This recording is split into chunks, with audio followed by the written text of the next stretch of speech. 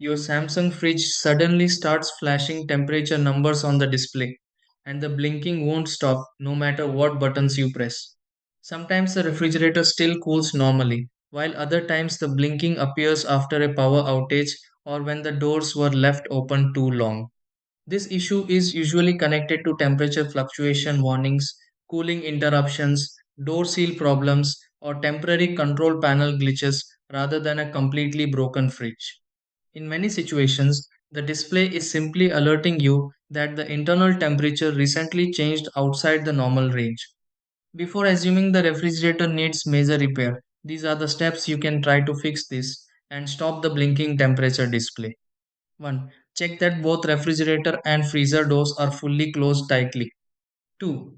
Allow the fridge time to stabilize if power was recently interrupted. 3. Press and hold the alarm or reset button if your model includes one. 4.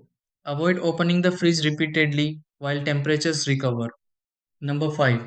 Inspect the door seals for gaps that could let warm air inside. 6. Unplug the refrigerator briefly and reconnect it after a few minutes. 7. Watch the display and confirm the blinking stops once cooling normalizes.